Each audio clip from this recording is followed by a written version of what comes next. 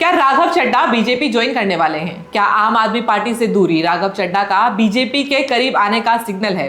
आज इस वीडियो में हम स्पेकुलेशन नहीं बल्कि राघव चड्ढा के रीसेंट एक्शंस को डिकोड करेंगे, जिनसे लग रहा है कि अरविंद केजरीवाल के आंखों के तारे।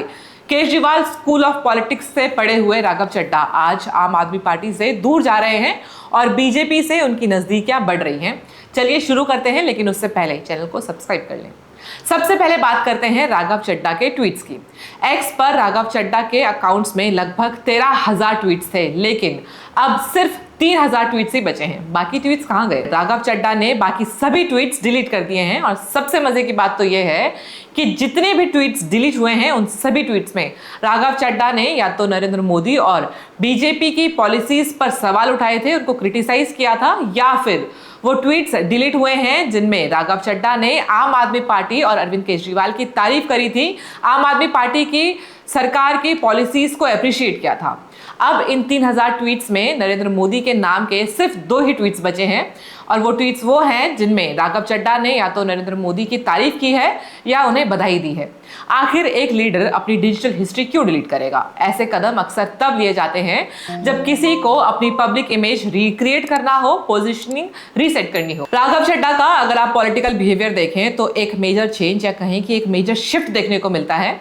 एक वक्त था जब राघव चड्ढा पार्लियामेंट में सरकार के खिलाफ एग्रेसिव स्टांस के लिए जाने जाते थे।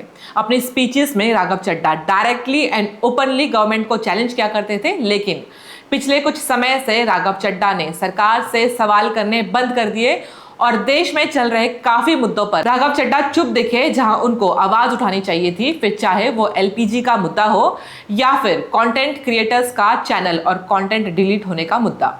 राघव चड्ढा मुद्दे तो अच्छे उठाते हैं, लेकिन वो सभी मुद्दे कैलकुलेटेड होते हैं और साथ ही पार्टी लाइन से बिल्कुल अलग भी।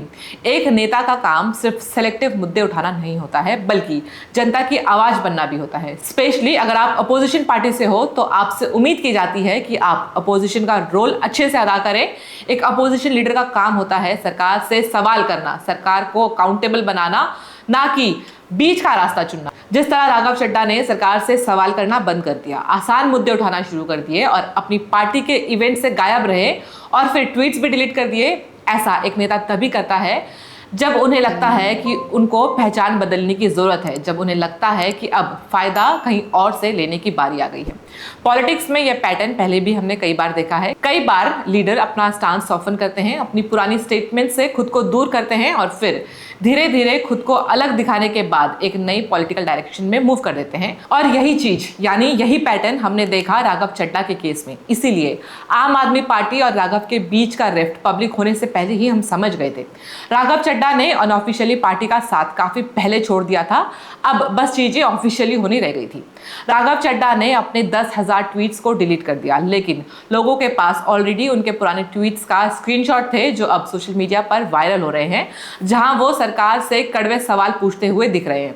राघव चड्ढा को लेकर पार्टी के अंदर काफी समय से सवाल उठ रहे थे। राघव चड्ढा ने पार्टी और पार्टी लीडर से खुद को काफी समय पहले ही डिस्टेंस कर लिया था और पार्टी के लोग राघव पर आरोप भी लगा रहे थे कि राघव पार्टी के किसी भी मुद्दे पर कुछ नहीं बोलते हैं। अपने मेंटोर के रिहाई पर राघव की चुप्पी सबको खटकी थी, लेकिन इस सब के बीच राघव चड्ढा अपनी नई पहचान बनाने निकल गए थे। उन्होंने ऐसे मुद्दे उठाने शुरू करे जिनसे वो सोशल मीडिया पर लोगों के क्लोज होते गए। कहा जाता है कि राघव चड्ढा ने पीआर टीम को काम पे लगा दिया था, जिससे वो सबके फीड में पहुंच गए। पार्लियामेंट में उनका बोला हुआ हर शब्द कुछ ही घंटों में सोशल मीडिया पर वायरल हो जाता।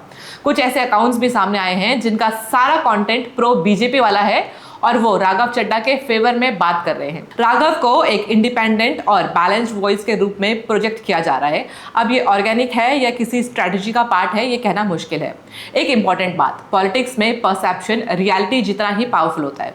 कभी कभी परसेप्शन ही रियलिटी को शेप करता है और इसी वजह से जो परसेप्शन बन रहा है वो ये है कि राघव चड्ढा अपनी इमेज को रीब्रांड कर रहे हैं। शायद वो अपने आप को एक न्यूट्रल और मॉडरेट लीडर के रूप में प्रेजेंट करना चाहते हैं और अपने फ्यूचर ऑप्शंस ओपन रखना चाहते हैं। आपकी इस पूरे मुद्दे पर क्या राय है? कमेंट बॉक्स में हमें जरूर बताएं और अगर आपको हमारा काम पसंद आ रहा है तो चैनल को सब्सक्राइब कर लीजिए, इस वीडियो को लाइक करें, शेयर करें। मैं Priyanka Parmar signing off for now. मिलते हैं अगली वीडियो में। धन्यवाद।